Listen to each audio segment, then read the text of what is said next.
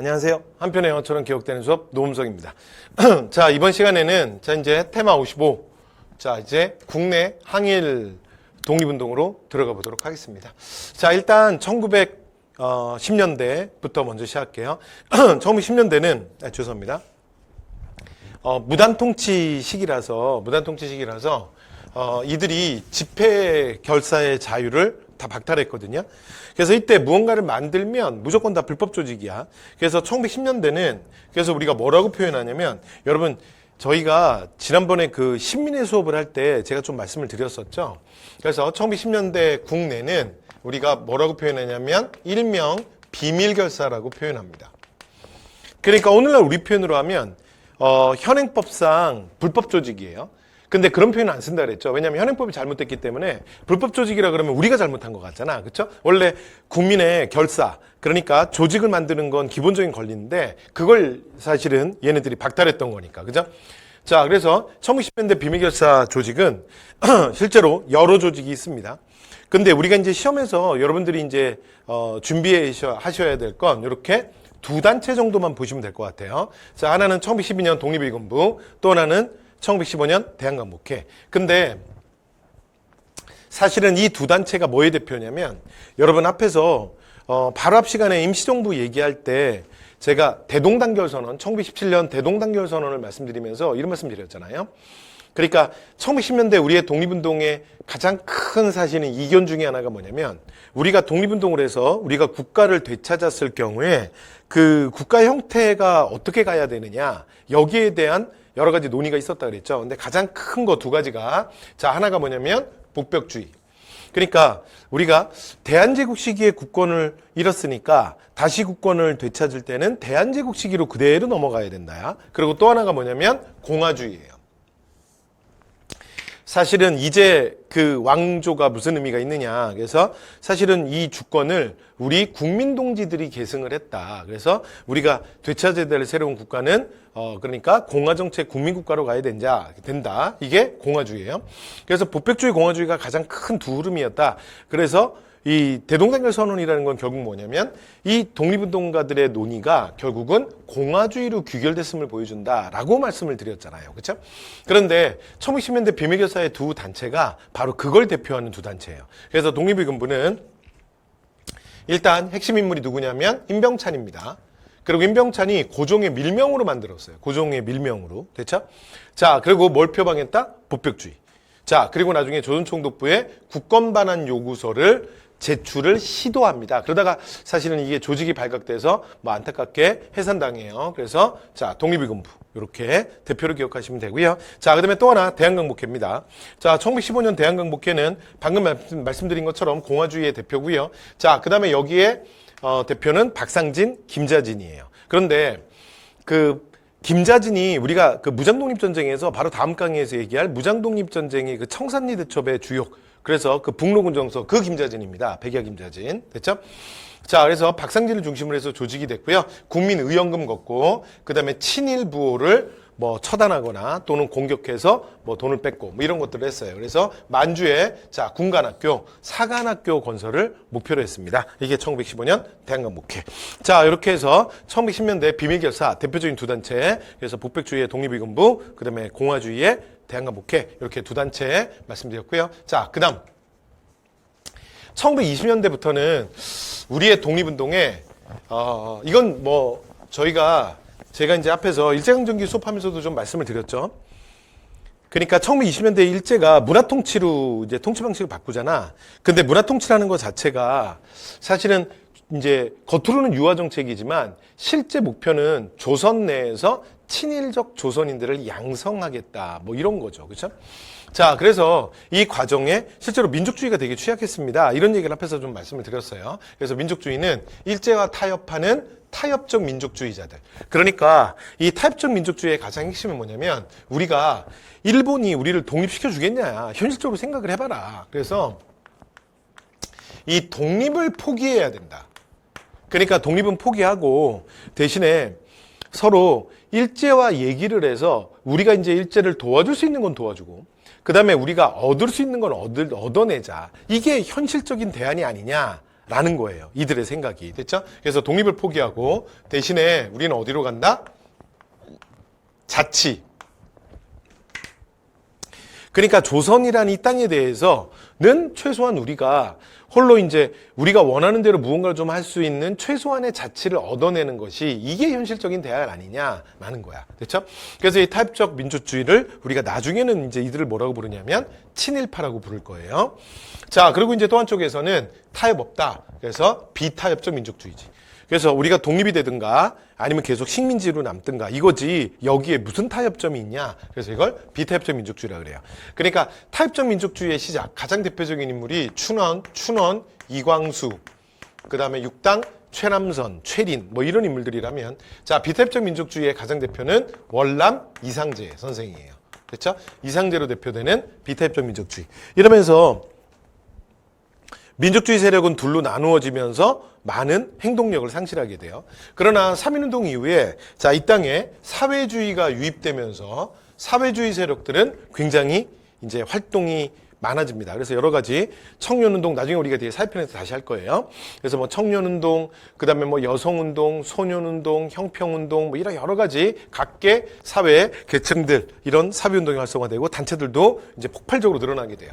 그리고 그 가장 대표가 1925년 그러니까 당시에 화요회 그 책임비서였던 뭐 박헌용을 중심으로 해서 1925년 조선공산당이 드디어 창당되게 됩니다. 그렇죠?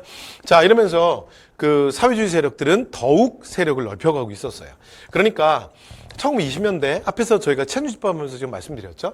그러니까 문화통치하에서 일제가 이렇게 보니까 민족주의는 문화통치에 되게 취약하다 그랬잖아.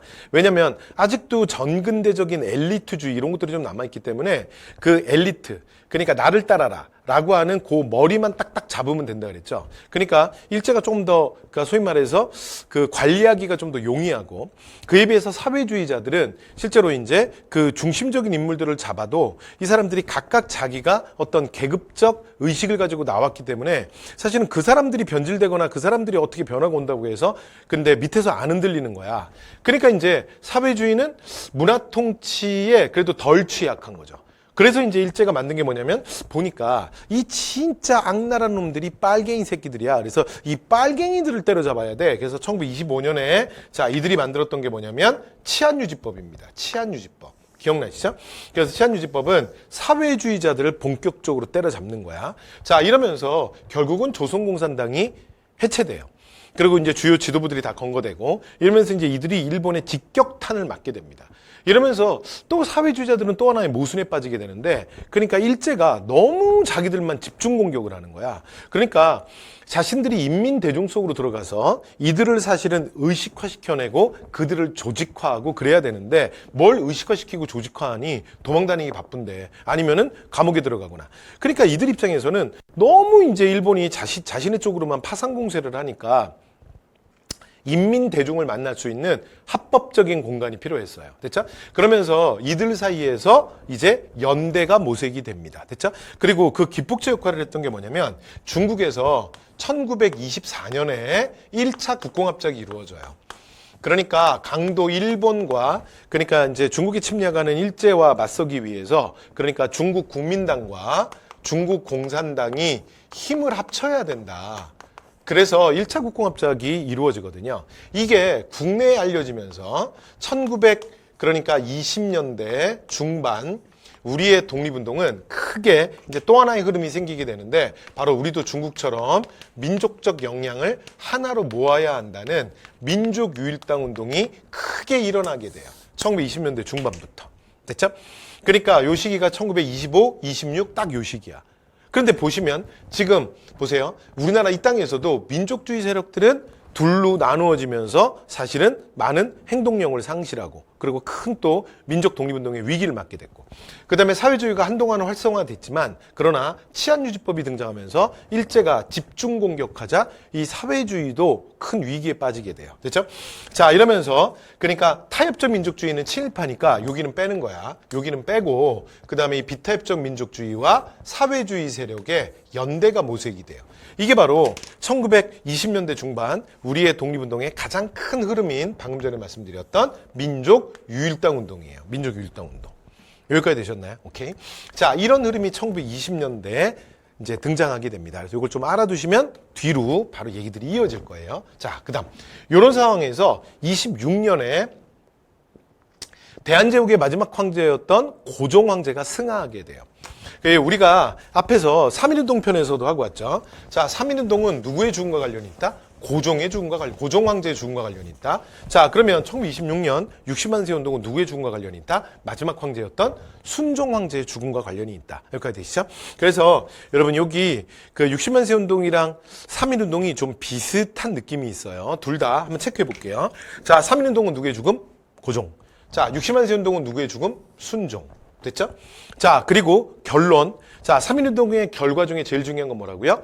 대한민국 임시정부의 탐생. 임정의 탄생. 그쵸? 임정의 수립이죠. 그렇다면 60만 세 운동의 가장 중요한 결과는 뭐다? 민족유일당 운동이 기폭제가 돼서 뭐가 탄생한다? 바로 신간회가 창립하게 됩니다. 됐죠?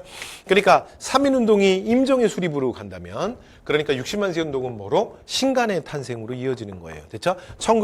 그러니까 20년대뿐만이 아니라 일제강점기 내내 자 최대 규모의 단체예요. 됐죠? 그래서 가장 중요한 단체 신간회로 이어지게 된다. 됐죠? 자, 그러면 이제 60만 세 운동으로 바로 들어가 볼게요. 배경은 일단 일제 수탈, 식민지 교육 이런 것들에 대한 민족적 감정이 고조돼 있었고 그 과정에서 마지막 황제 순종이 죽어요. 됐죠? 자, 그리고 나면 그 인산일을 기해서 이제 거사의 날짜로 잡게 됩니다. 근데 조금 차이는 여러분 순종 황제도 실제로 죽은 날은 4월이에요. 그래서 이건 앞에 말씀드렸죠. 그 국왕은 죽으면 바로 그냥 장례를 치르는 게 아니라 그랬잖아. 그래서 기일이랑 장례일이 보통 원래는 한 5개월 차이 나요. 근데 이게 만국정부니까 그러니까 일본이 이제 뭐라고 하니까 이제 이게 좀 약식으로 기간이 조금 오히려 축소된 거야. 됐죠? 그래서 6월 10일 날이 딱 인산일이야. 그러니까 3.1운동이랑은 다른 건 고종은 정말 딱 3월 1일이 이제 인산일은 아니었어요. 3월 3일이었는데 3월 1일 날 한 거고, 요건 6월 10일인데 6월 10일 날 딱 날짜를 맞춘 겁니다. 됐죠? 자, 그리고 이걸 누가 주도하냐면 조선공산당이 주도해요. 됐죠? 사회주의 계열이. 자, 그리고 여기에 누가 참여하냐면, 그러니까 천도교를 비롯한 민족주의 계열이 참여하게 됩니다. 됐죠? 그래서 뭐라고요? 사회주의 플러스 민족주의. 이렇게 되는 거야. 그런데 실제로 60만 세 운동은 생각보다 그렇게 크게 일어나지 못해요. 왜 그러냐면 여러분 일본도 이게 학습 효과가 있잖아. 그렇죠? 얘네들도 뭐 짱구가 아니고. 그러니까 불과 7년 전에 유사 사건이 있었잖아요. 그러니까 고종의 죽음 때 이 조선 애들이 난리를 쳤잖아.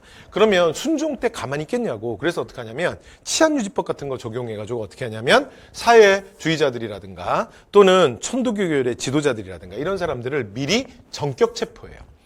그러니까 3.1운동이랑은 좀 다른 게 민족대표 3.3위는 사실은 이런 의미에서는 굉장히 소극적이었다 그랬잖아. 그러니까 자기들끼리 이 사건이 너무 커지거나 또는 뭐 불민스러운 일이 일어나기를 원하지 않았다. 그래서 자기들끼리 태화강간에서 그러니까 낭독하고 그 다음에 뭐 돌려가면서 보고 그 다음에 뭐 만세삼창 한번 하고 바로 그냥 자수했잖아. 근데 이 경우는 그 경우는 아니고요. 일본이 선수를 친 거야. 됐죠? 그래서 주요 지도부들이 다 검거돼요. 근데 의외로 사실은 이들이 통제를 못했던 게 누구냐면 학생들이야. 그러니까 학생들은 뭐 크게 중요하게 생각 안 했던 것 같아요. 그래서 학생들을 중심으로 해서 이게 일어나게 됩니다. 그래서 여기 단체 중에 여러분 60만 세 운동 그러면 조선학생과학연구회는 하나 기억하셔야 돼요. 그렇죠? 그래서 조선학생과학연구회는 우리가 오직 60만 세 운동에서만 딱 한 번 등장합니다. 됐죠? 그래서 뭐 과학 공부하면서 뭐 특목고 준비했던 애들은 아니고요. 뭐 하는 거야? 60만 세 운동을 주도하는 거야. 그래서 순종의 인산일기에서 대규모 만세 시위를 합니다. 자, 그러나 이게 막 그 주요 도시 몇 군데에서는 했지만 그럼에도 불구하고 완전히 전국으로 확산되거나 또는 뭐 아직 그러니까 전국으로 확산되고 더 나아가서 그러니까 3.1운동 같은 경우에는 조선인이 있는 곳이라면 어디라도 그래서 막 국외까지 막 확산되고 그러잖아요. 근데 그렇게 되지는 못합니다. 됐죠? 네. 자, 그러나 가장 중요한 건 이 과정에서 사회주의와 민족주의가 정말 뭔가 머리를 맞대고 무언가 좀 큰 이벤트를 한번 준비해 본 거야. 됐죠? 그래서 가장 중요한 건 민족주의와 사회주의의 연대의 계기가 돼요. 그래서 민족유일당 운동의 기폭제가 됩니다. 자, 그래서 결국은 뭐의 탄생으로 이어진다? 신간의 탄생으로 이어지게 됩니다. 됐죠? 그리고 여기서 하나만 더. 그리고 신간회가 이거 바로 이어질 얘기인데 바로 앞으로 일어날 1929년 광주학생, 이런 바로 밑에 있죠. 그래서 광주학생 항일운동. 됐죠? 그래서 광주 학생 항일운동을 자, 누가 지원한다? 신간회가 지원하게 됩니다. 그래서 이건 언제예요? 1929. 됐죠? 그러면 신간회 탄생은 언제다? 1927. 자, 60만 세 운동은 언제야? 1926. 그래서 여러분 요 순서 굉장히 중요합니다. 그리고 우리 시험에서도 한능검에서도 이제 뭐 이질반하면 종종 계속 나오는데 이거 아주 기본입니다. 자, 한 번만 해볼게요. 그러니까 신간회가 예를 들어 60만 세 운동을 지원했다. 말도 안 되는 얘기야. 됐죠? 그러니까 60만 세 운동의 결과 신간회가 탄생하고 그 다음에 광주학생 운동이 더 뒤니까 자, 신간회 가장 여러 가지 활동이 있는데 그중에 가장 중요한 활동이 뭐라고요? 광주학생 항일 운동을 지원합니다. 됐죠? 네, 그래서 이렇게 1, 2, 3 이렇게 이어진다는 거. 자, 이거 기억하시고요. 자, 그 다음 두 번째 만세 시위 광주학생 항일 운동으로 갈게요. 자, 1929년 광주학생 항일 운동. 자, 여기는 배경이 식민지 차별 교육, 그 다음에 학생 운동의 역량이 강화된 거예요. 역량이 강화됐는데 실제로 사건의 발단은 어떻게 되냐면 그 광주 에서 한일 간의 학생들의 충돌이에요. 그래서 이게 등교길에 기차 안에서 일어나는 일이야. 그러니까 여러분들이 생각하면 등교를 기차로 한다? 그러면 이제 뭐 황당하게 좀 생각할 수 있는데 그러니까 이때는 뭐 지하철 같은 거 없고요. 그다음에 학교가 특히 뭐 중학교나 고등학교나 뭐 이제 뭐 고보나 뭐 이런 것들은 굉장히 그 뭐 이제 소학교도 아니고 굉장히 이제 멀리 있는 경우가 많아요. 그러니까 기차 타고 실제로 학교를 다녀요. 기차 타고. 그래서 그 기차를 타고 등굣길에 일어난 사건이에요. 됐죠? 그래서 한일 학생 간에 사실은 이 우발적인 충돌이 그러니까 전국적 시위로 확산이 됩니다. 그래서 이거는 그냥 여러분 모르셔도 됩니다. 그냥 내가 그냥 스토리만 간단하게 얘기할 테니까 그냥 그러려니 하세요. 이게 사건의 발단이 된 건 그러니까 광주여고 박기옥이라는 학생이야. 박기옥. 근데 박기옥이라는 학생이 그러니까 기차를 타고 이렇게 이제 등굣길이었는데 근데 여기에 누가 나타나냐면 일본 학생 그러니까 광주고보 3학년 그 일본 학생 후루따라는 학생이 나타나요. 그래서 이름이 후루따야. 이게 일본 학생이야. 미친놈. 이름이 후루따가 뭐야? 후루룩도 아니고. 어쨌든 간에. 그런데 이 박기옥이 좀 예뻤던 것 같아요. 그래서 그러니까 이렇게 해야 그냥 여러분 스토리가 이해가 잘 돼요. 그런데 이제 후루따가 와서 그러니까 박기옥한테 소위 말해서 작업을 건 거야. 됐죠? 그래서 와서 막 이렇게 껄떡껄떡 이렇게 한 거야. 그래서 뭐 어느 학교 다니냐? 근데 뭐 솔직히 뭐 교복 보면 알지. 그 다음에 너 조선애냐? 뭐 남자친구 있냐? 뭐 어쩌고 저쩌고 막 이렇게 말을 건 거예요. 근데 사실은 이 젊은 남녀가 뭐 예를 들어 이렇게 보고 호감을 느끼거나 또는 뭐 둘이 만나게 되거나 그건 사실은 여러분 자연의 섭리죠. 자연의 섭리인데 그러나 그래서 어떤 이제 남학생이 여학생을 보고 뭐 마음이 있어서 이렇게 뭐 말을 건다거나 소위 말해서 뭐 작업을 건다거나 뭐 충분히 그럴 수 있죠. 그런데 문제는 박기옥이 의사표시를 한 거야. 그래서 너 내 스타일 아니다. 그러고서는 말 걸지 마라. 그리고 이제 확실하게 자기 표현을 한 거예요. 그럼 이제 그랬을 경우에 어떻게 해야 돼? 그럼 멈춰야 될 거 아니야. 아니, 실태잖아. 그쵸? 그럼 멈춰야 되는데, 근데 여기서 얘가 이제 이 말 과정에서 약간 뒷단에는 기분이 나빴던 것 같아요. 그러면서 이게 이제 좀 싸움으로 번진 거야. 그러면서 이제 나중에는 이제 후루따가 뭐라 그러냐면 박기옥한테 당시 여학생들은 등교를 할 때 이렇게 머리 긴 학생들 많잖아요. 이렇게 여러분처럼 이렇게 머리 길게 그냥 이제 늘어뜨리고 학교 못 가고요. 머리를 이렇게 묶어야 돼. 그래서 이제 하나로. 그래서 보통 뭐라 그러냐. 이게 옛날 영화 같은 데서 여러분 뭐 교복 입고 이렇게 머리 한쪽으로 묶은 뭐라 그래요? 댕기머리라 그러지. 그래서 댕기머리 한 거 그런 거 뭐 보신 적 있죠. 그래서 이제 여학생이 이렇게 댕기머리라고 하는데 등교를 하는데 뭐 댕기머리를 잡아서 막 뒤에서 막 땡기기도 하고 나중에는 무슨 얘기도 하냐면 야, 너 얼굴이 반반한 게 나중에 너 기생하면 되겠다. 뭐 이제 이런 얘기도 해요. 그러니까 오늘날로 말하면 진짜 감옥에 집어넣어야지. 그쵸? 뭐 이런 거잖아. 이제 길 가다가 누가 좀 예쁘게 생긴 여학생인데 가서 이렇게 얘기하는 거잖아요. 야, 너 얼굴도 반반한데 나중에 너 술집이나 나가라. 너 룸사롱이나 나가라. 뭐 이렇게 얘기하는 거잖아. 그러면서 이제 둘이 티격태격 가는데 근데 옆에 누가 타고 있었냐면 광주중학교 2학년 박준채라는 학생이 타고 있었어요. 박준채가 타고 있었는데, 근데 이제 친구들이랑 얘도 이제 학교 가는 길이었겠죠. 그런데 이제 그러니까 기차 옆칸에서 그러니까 싸움이 일어난 거야. 근데 또 우리가 이게 원래 불구경, 싸움 구경 이런 거 또 우리 그냥 넘어갈 수 없잖아요. 우리가 또 이웃의 삶에 워낙 또 관심도 많고. 그러니까 이제 박준채가 어떻게 알게 됐나 봐. 누가 웅성웅성하고 뭐 옆에 뭐 이렇게 원래 기차칸이 이렇게 이렇게 넘어갈 때 보면 이렇게 유리문이 있잖아요. 거기 이제 사람들이 모이고 막 웅성웅성하니까 이게 알게 된 거야. 보니까 이제 옆칸에 보니까 싸움이 났어. 그래서 이제 학생들이 이렇게 문 열고 옆칸으로 뭔 일인가 이렇게 막 넘어갔나 봐. 그러면서 이제 박준채도 알게 된 거야. 그래서 이제 프렌드들이랑 같이 이제 뭐 얘기하던 친구들 몇 명이랑 같이 옆칸으로 넘어갔는데 옆에 지금 싸움을 하고 있는 남학생이랑 여학생이 이렇게 뭐라고 말다툼을 하고 있는데 이렇게 보니까 여자가 어디서 아는 얼굴이야. 그래서 이제 박준채가 이렇게 가까이 가서 본 거죠. 봤더니 누구냐면 이 박기옥이 박준채의 사촌 누나예요. 사촌 누나. 그러니까 보니까 우리 사촌 누나야. 근데 여러분 이게 학교 등굣길에 여러분도 학교 다녀봤지만 학교 다닐 때 이렇게 버스 타고 갔다 왔다 해보신 분이 있으시죠? 그러면 거기 근처에 있는 학교가 뻔하잖아. 그러니까 솔직히 교복만 봐도 알잖아요. 어느 학교인지. 근데 보니까 일본 학교애야. 근데 보니까 우리 사촌 누나한테 뭐라고 이제 티격태격 하고 있어. 여러분이라면 어떡하시겠어요? 우리 사촌 누나인데 웬 남자가 거기다 대고 시비 걸고 뭐라 하고 있네. 그러면서 우리 누나가 인기가 많네. 그러고서는 그냥 돌아가겠어요? 당연히 우리 사촌 누나인데. 그러니까 이제 박준채가 그 문제에 개입을 한 거지. 야, 너 뭐야? 그리고 본인이 싫대잖아. 그러면서 이제 너 여학생한테 무슨 짓 하는 거야? 이러면서 막 했을 거 아니야. 그러면 또 후루따는 뭐라 그랬겠어요? 뭐 너 누구야? 그럼 저 후루따인데요? 그러면서 네 알겠습니다. 가겠습니다. 아니 그랬겠냐고. 그러니까 또 넌 뭐야? 뭐 이랬을 거 아니야. 그러다가 결국은 이 박준채랑 후루따 사이에서 싸움이 일어나게 돼요. 그리고 이제 옆에 프렌드들이 있으니까 여러분이 이제 이 시절에 뭐 고등학교 시절에는 대부분 그 프렌드의 싸움은 나의 싸움이잖아. 맞죠? 그러니까 여러분 뭐 식사를 하든가 아니면 뭐 어디 가서 뭐 여러분 이게 또 나이 연령에 따라서 술 먹을 수 있는 지금 강의 보시는 분 중에 있으신 분도 있고 아니신 분도 있겠지만 뭐 하여튼 뭐 그런 나이라고 치면 그러다가 뭐 식사를 하든 아니면 술을 한잔 하든 뭐 친구가 싸움이 붙었어 옆 테이블이랑 그럼 어떻게 되는 거야? 프렌드의 싸움은 나이스 싸움이 되잖아. 맞죠? 아니야? 바로 딱 관계 끊는 거야? 덧치 싸움이야? 각자의 싸움은 각자라서야? 뭐 그렇진 않잖아요. 그러니까 이제 여기서 이게 소위 말해서 편싸움으로 번질 거야. 그러면서 이제 나주역에 도착하게 되는데 여기서는 실제로 이제 여러분들이 이게 학생들이 등교할 때 교복을 입고 있으니까 사실은 교복만 봐도 우리 학교 남의 학교 다 알잖아 서로. 그래서 결국은 어떻게 되냐면 이게 완전히 패싸움으로 번지게 돼요. 편싸움. 됐죠?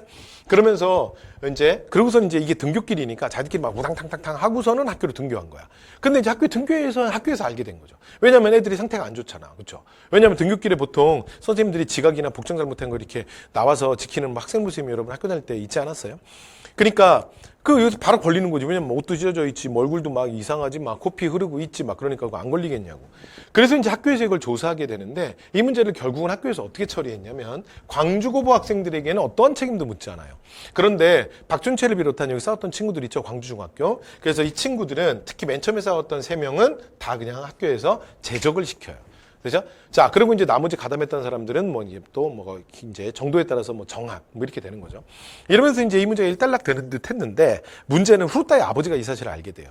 그래서 보니까 내 아들 얼굴에 스크래치를 냈는데 근데 처음에는 이제 아들이 부딪혔다는 거야. 말이 돼. 어디 가서 부딪히면 그 눈탱이가 밤탱이가 돼. 그래서 아들아 무슨 일이냐 말해봐라. 그랬더니 이제 후루따가 내가 이제 등굣길에 웬 조생진 놈 하나가 주먹을 날렸다는 거야. 그러면서 갑자기 이제 내가 맞게 됐다. 그러면서 막 얘기를 하니까 그러니까 이제 후루따 아버지가 이 얘기를 듣고서는 열받은 거지. 그래서 그 조선놈 지금 어떻게 됐냐. 그 깡패 새끼 어떻게 됐냐. 물어보니까 아마 학교에서 잘렸을 걸 그러는 거야. 그런데 그럼 끝이냐? 아니 그리고 잘리면 끝이야? 아니 그러면 그 깡패 같은 놈이 이 백주대낮에 거리를 활보하고 있어? 아니 그런 놈은 빵에다 집어넣어야 될 거 아니야. 그래서 이대로 끝낼 수는 없다고. 아빠가 제대로 알아볼게. 그리고 알아봤더니 진짜 학교에서 이제 이런 처벌을 받고 상황이 끝난 거야. 그래서 이제 이대로 끝낼 수는 없다. 그래서 후루따 아버지가 또 경찰에다 신고를 해요. 그래서 결국은 이 학생들이 다시 경찰에 체포가 돼서 그러니까 소위 말해서 구치장에 들어가게 돼.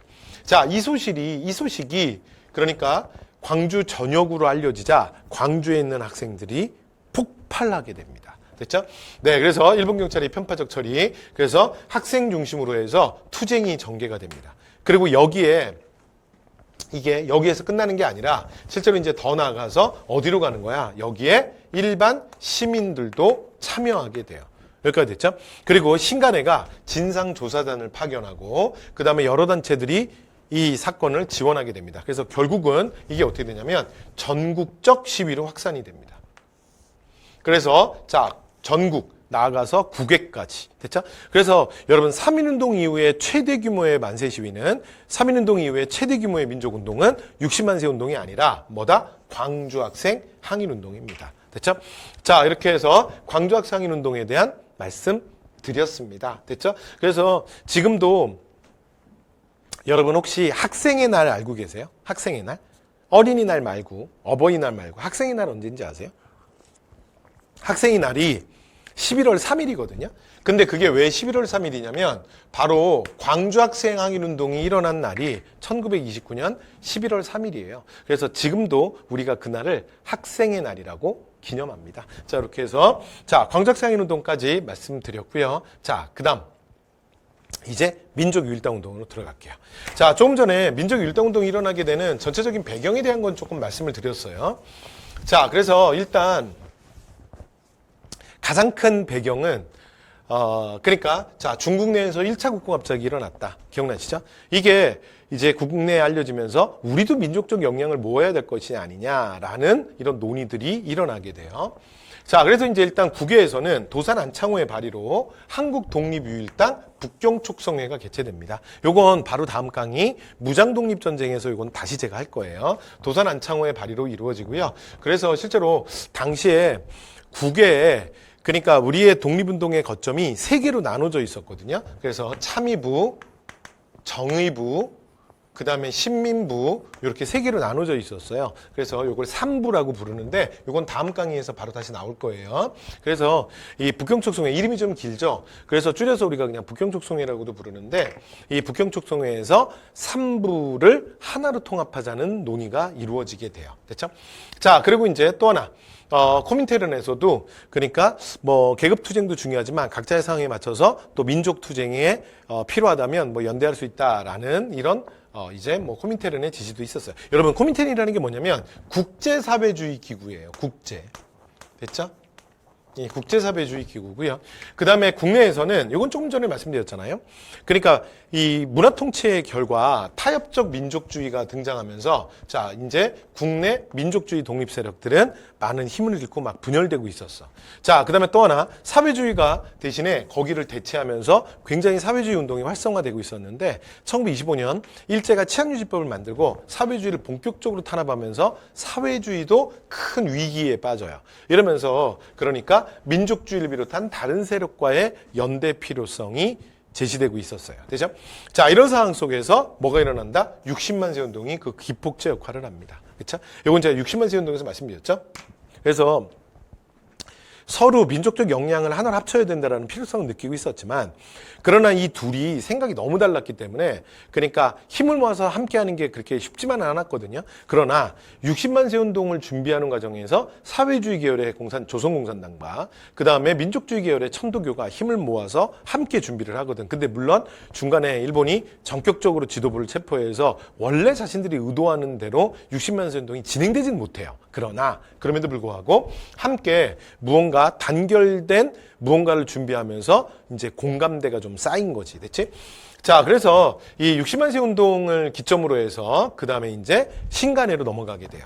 근데 신간회 넘어가기 전에 그 중간 단계가 있거든요. 그래서 이것만 좀 잠깐 보여드릴게요. 첫 번째, 1926년 60만세 운동 이후에 바로 7월입니다. 바로 7월. 뭐 시간까지 모르셔도 됩니다. 자, 7월에 그러니까 그 사회주의 단체에서는 뭐 전진회라는 몇 개 단체, 그 다음에 민족주의 계열에서는 물산장려회, 그러니까 요런 단체들이 연대가 돼서 조선민흥회라는 게 먼저 만들어져요. 그런데 이건 이제 가볍게 보시면 돼요. 그런데 실제로는 조선민흥회가 만들어지고 이제 졌는데도 불구하고 얘가 생각보다 폭발력이 떨어져요.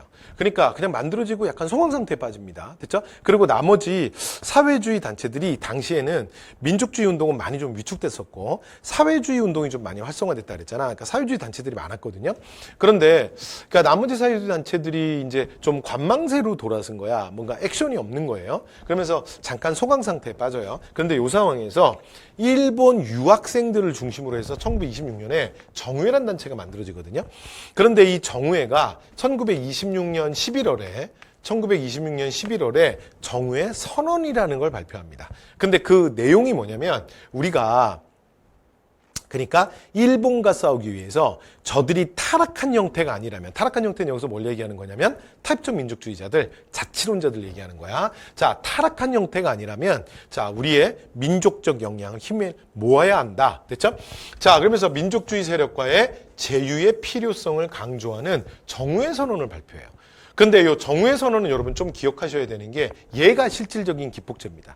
그러면서 이제 정우회가 그러니까 이 연대를 모색하면서 자기도 연대하겠다 이렇게 나서거든요. 그래서 이게 기폭제가 돼서 사회주의 민족주의 합쳐진 그러니까 1927년 2월 거대 조직이 탄생하게 되는데 이게 바로 신간의 탄생입니다.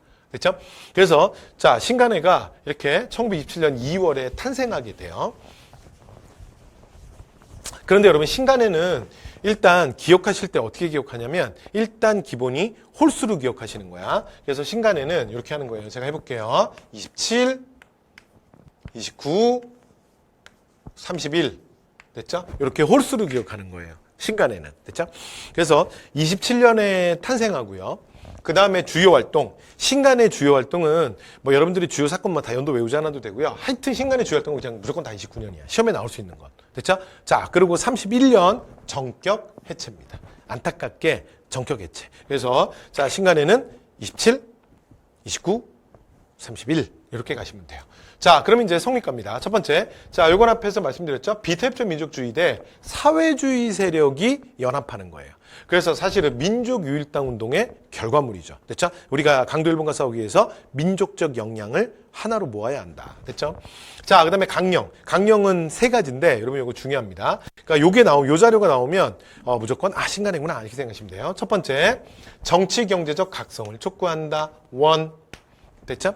그러니까 이거는 말 그대로 그냥 사회단체니까 이런 얘기 할 수 있잖아요. 그 다음에 투, 자, 단결을 공고히 한다. 요게 두 번째야. 그러니까 이게 뭘 보여주냐면 바로 뭐와 뭘 합친다? 그렇죠. 사회주의 플러스 민족주의. 되죠? 사회주의, 민족주의 우리는 모두 연대한다. 됐죠? 자, 요런 얘기고. 그 다음에 세 번째, 그러나, 단, 누구는 뺀다? 기회주의자들. 됐죠? 그러니까 요거 누구 얘기하는 거야? 아까 앞에서 말씀드렸던 타협적 민족주의자들. 됐죠? 그래서 타입적 민족주의자들, 자치론자들, 자, 걔들이랑은 함께 못하지. 그래서 걔들은 뺀다야. 이해되시죠? 자, 그래서 강령 1, 2, 3. 네, 그래서 요건 사료인데 보통 교과서에도 이렇게 같이 그냥 사료를 정리하거든요. 그래서 저희도 같이 정리했습니다. 자, 그다음에 주요 활동이에요. 자, 전국 각지에 지회를 만듭니다. 자, 전국 각지에 지회를 만드는데 전국에 145개가 넘는 지회를 만들어요. 그래서 뭐 국외 지회까지도 있습니다. 됐죠? 해외에도 지회를 만들어. 그러니까 진짜 전국 규모. 그리고 더 나아가서 해외까지 지사를 둔 그러니까 일제강점기 최대 규모의 민족단체입니다. 이게 바로 신간회예요. 신간회. 됐죠? 자, 그다음에 이제 구성을 얘기했으니까 하나만 더 얘기하면 회장. 됐죠? 회장의 월남 이상제. 자, 그리고 이제 부회장. 이 부회장 역할을 누가 하냐면 홍명희가 해요. 홍명희. 그래서 근데 이게 이제 무슨 상징성이 있냐면 지금 말씀드리는 이상제 선생은 민족주의의 가장 대표적인 인물. 그래서 앞에서 제가 비타협적 민족주의 할 때 이상제 선생을 대표로 앞에서 제가 이제 언급을 했었죠. 그 다음에 두 번째, 자, 부회장 홍명희는 아주 대표적인 사회주의자예요. 됐죠? 네, 그래서 민족주의 플러스 사회주의입니다. 되죠? 자, 그리고 이것처럼 실제로 이제 중앙본부, 그러니까 이제 중앙의 본부와 그 다음에 지방지회, 지방의 지회 들도 사실은 좀 이런 구성을 갖거든요. 그래서 중앙본부 같은 경우는 민족주의 계열이 많이 주도해요. 그러니까 주요한 임원진, 중앙본부의 중요한 임원진 이런 것들은 주로 민족주의자들이 많이 합니다. 자, 그 다음에 지방지회 같은 경우에는 당연히 사회주의자들이에요. 그러니까 사회주의자들이 주도할 수밖에 없어요. 근데 제가 왜 당연이라 그랬냐면 여러분 우리가 신간회를 말할 때 방금 민족주의 플러스 사회주의다 이렇게 말씀을 드렸잖아요. 그쵸? 그런데 실제로는 이게 5대5는 아닙니다. 실제로는 당시에 워낙 국내에서 민족주의 세력들은 많이 위축되고 또 분열된 상태였고 그 다음에 사회주의가 굉장히 많이 활성화되다가 좀 브레이크가 걸린 상황이었잖아요. 그래서 실제로는 신간회는 거의 한 8대 2 정도라고 생각하시면 돼요. 그러니까 사회주의자가 포지션이 8이고 민족주의자가 2야. 그러니까 사실 신간에는 사회주의자들이 훨씬 많은 거죠. 그러니까 이제 이걸 어떻게 밸런스를 맞췄냐면, 그러니까 회장이 민족주의고 중앙본부를 주로 주요 임원진들을 민족주의가 하는 거야. 그러면서 약간 5대5 비슷하게 이렇게 좀 밸런스를 억지로 좀 맞추는 거죠. 그러니까 이게 민족주의자들 입장에서는 이렇게 좀 밸런스를 맞췄겠다라고 생각할 수 있겠지만, 근데 사실은 사회주의자들 입장에서는 이게 좀 불만이 있었겠죠. 그러니까 여러분들 입장 바꿔놓고 생각해보면, 내가 어떤 동호회 같은 데 가입했는데, 어떤 모임에 가입했는데, 이 모임이 그러니까 남녀가 함께 한다, 뭐 이런 거를 막 표방하는 단체야. 그래서 뭔가를 할 때 남녀가 항상 같이 대등하게 뭐 이렇게. 그런데 문제는 실제로 이 동호회에, 그러니까 이 모임에 회원들이 80%가 남자야. 그러니까 여자는 20%밖에 안 돼. 그런데 이 단체가 회장도 여자야. 그리고 주요한 간부진도 하여튼 몇 명 빼고는 다 여자야. 그러니까 분명히 이 모임은 자기가 볼 땐 회원의 80%가 남자야. 그런데 여자 20%밖에 안 돼. 근데 항상 모든 걸 결정하거나 모든 걸 할 때 남녀가 똑같이, 남녀같이. 뭐 예를 들어 이렇게. 그러면 훨씬 더 다수를 차지하는 이게 남성 회원들 입장에서는 야, 이게 뭐 이게 좀 이상한데? 하고 이게 솔직히 좀 불만이 있을 수 있잖아요. 그쵸? 네, 그쵸. 그러니까 제 예를 들어 말씀드린 거야. 그러니까 사실은, 아주 전국 규모의 단체긴 했지만 이런 불안한 면들이 실제로 또 존재했습니다. 됐죠? 그래서 신간에도 좀 말씀드렸고. 자, 그 다음에 10년간의 자매단체로서 1927년 근우회가 만들어집니다. 근우회는 여성계 민족유일당 운동이에요. 그래서 이 근우회는 신간회에 기반을 두고 있었기 때문에 27년 신간회가 31년 전격 해체된다 그랬잖아. 그리고 나면 근우회도 31년에 전격 해체됩니다. 됐죠? 자, 이렇게 해서 근우회 말씀드렸고, 그 다음에 이제 주요 활동인데, 자, 주요 활동은 그러니까 대중운동을 주로 많이 지원을 해요. 신간회가. 근데 이게 가장 중요한 것들이 다 1929년입니다. 물론 아닌 것도 있죠. 근데 우리 시험에서 다룰 만한 것들은 다 신간회 주요 활동은 29년이에요. 그래서 광주학생항일운동 지원하는 거, 이건 기억나시죠? 네, 29년. 바로 앞 시간에 얘기했고요. 바로 앞에서 얘기했고. 그 다음에 또 하나, 여기서 대표적인 거 하나 적어드리면, 노동운동에서는, 노동쟁이에서는 원산 노동자 총파업이 제일 유명하거든요. 일제강점기에. 근데 원산 노동자 총파업이 1929년입니다. 이건 제가 일제강점기 뒤에 사회사에 가서 또 얘기할게요. 그래서 이 사건도 요것도 29년인데 이것도 누가 지원하냐면 신간회가 지원합니다. 그래서 신간회가 29년에 자, 주된 활동들을 합니다. 자, 그 다음. 자, 그러다가 이제 신간회가 큰 위기를 맞게 돼요. 왜 그러냐면 29년에 이 주된 활동에 대해서 일본이 이제 본격적으로 탄압을 시작해. 일본이 이제 본격적으로 탄압을 하면서 주요 지도부들이 많이 건거가 돼요. 그리고 또 하나, 또 월남 이상재 선생이 그 신간회가 만들어지고 조금 있다가 사실은 이 이상재 선생이 갖고 있는 엄청난 상징성과 독립운동가로서의 그 위치가 있었는데 신간회 선생님이, 이상재 선생이 죽어요. 됐죠? 그러니까 이제 이상재의 부재. 그러니까 민족주의에서 가장 간판이었던 이상재 선생이 없어졌고, 그 다음에 또 지도부들까지 막 건거된 거야. 여기까지 됐죠? 이러면서 이제 민족주의 계열이 위기감을 느낀 거예요. 그래서 어떻게 하냐면, 이 민족주의 계열이, 그러니까 중앙지도부는 근데 여러분 실제로 민족주의가 오히려 더 많았다 그랬잖아. 그러니까 중앙지도부들이 많이 이제 검거되다 보니까 민족주의 계열들이 많이 검거가 된 거야. 됐죠?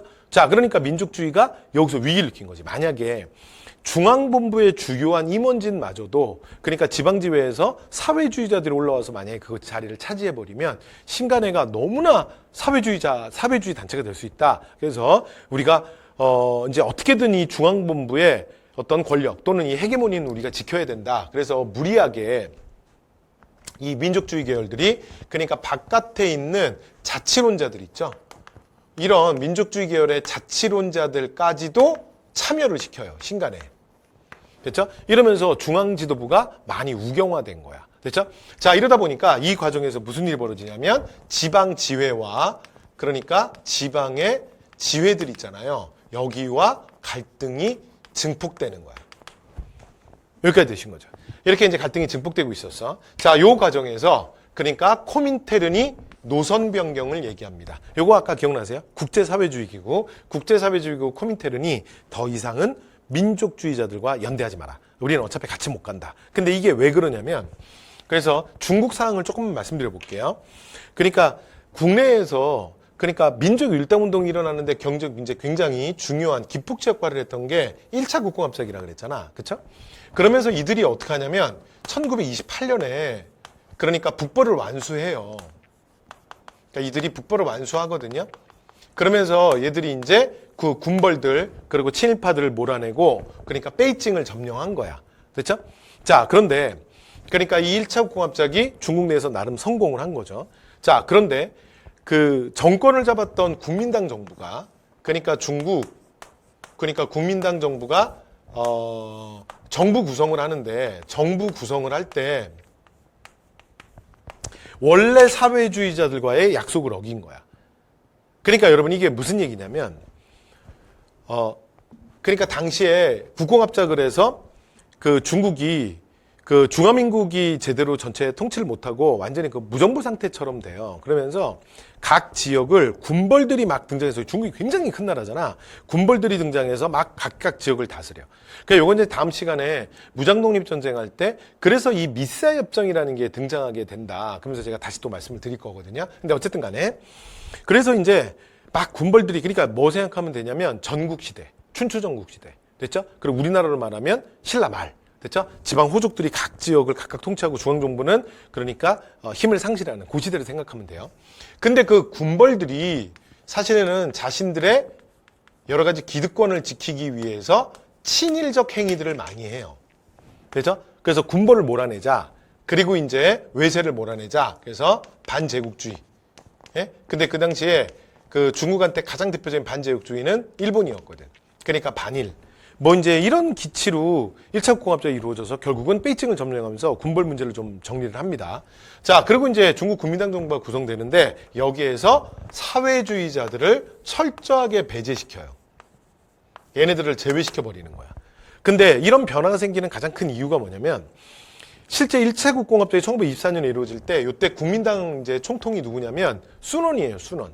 지금도 대륙인들이 굉장히 존경하는 인물이죠. 근데 순원은 어떤 사람이냐면 우리 이름으로 우리는 손문이라고도 하죠. 근데 순원은 용공주의자예요.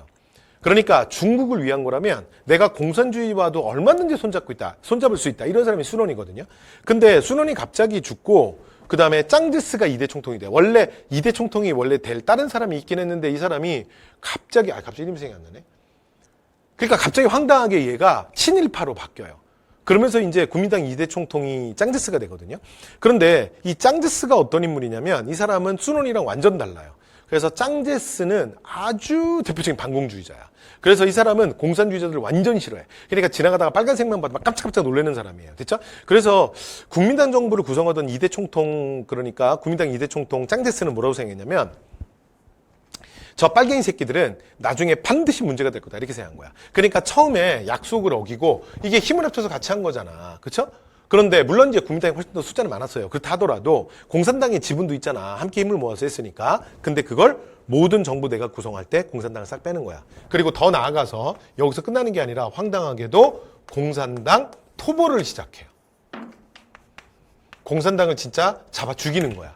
그러면서 이제 공산당이 이걸 이제 도망가면서 여러분 그 유명한 뭐 도망가면서 뭐 27개인가 몇 개 뭐 그 수많은 산맥을 넘었다는 그 유명한 이게 대장정이야. 그래서 이들이 막 도망가다 나중에 화북에 연안에 머물게 돼요. 그래서 이제 중국 공산당은 연안에 털을 잡게 되거든요. 화북에. 그러니까 이제 사건이 이렇게 이어지는 거야. 그러니까 1930년대 초반으로 가면 이렇게 돼요. 28년 이후에 이들이 정권에서 배제하고 더 나가서 공산당 토벌. 자, 이걸 누가 본 거야? 국제사회기구였던 코민테른이 보고 깜짝 놀란 거야. 그러니까 봐라. 그러니까 저 민족주의자들과 우리는 영원히 함께 갈 수 없다. 우리가 궁극적인 우리의 목표가 너무 다르다. 그래서 조선의 사회주의자들도 더 이상은 민족주의와 연대하지 마라. 라는 코민테른의 노선 변경, 이 지시가 내려와요. 그런데 당시에 국내에서는 근데 민족주의와 사회주의가 관계가 좋았다면, 사이가 좋았다면, 괜찮아요. 우리는 그렇지 않아요. 우리는 함께 할 수 있어요. 그랬겠지. 그런데 문제는 우리도 여러분 보세요. 29년 주요 지도부들이 이제 탄압받으면서 30년으로 넘어가면서 상황이 안 좋아졌잖아. 지방지회와 중앙본부의 갈등이 증폭되고 있었죠. 자, 그래서 그런 과정에서 사회주의자들이 강력하게 해소론을 주장해요. 자, 그래서 이제 안재용을 비롯한 일부 민족주의자들은 아니다. 약한 자의 힘은 그러니까 자, 힘을 한 곳에 모으는 데 있다. 우리가 우리의 힘을 가르는 사실은 바보 같은 결정을 하면 안 된다. 절대 안 된다. 우리는 힘을 모아야 된다. 이렇게 얘기했지만 결국은 전체 회의에서 해소안이 그냥 가결돼요. 왜냐하면 사회주의자가 회원이 훨씬 많거든. 이해됐죠? 자, 그래서 31년 전격 해체됩니다.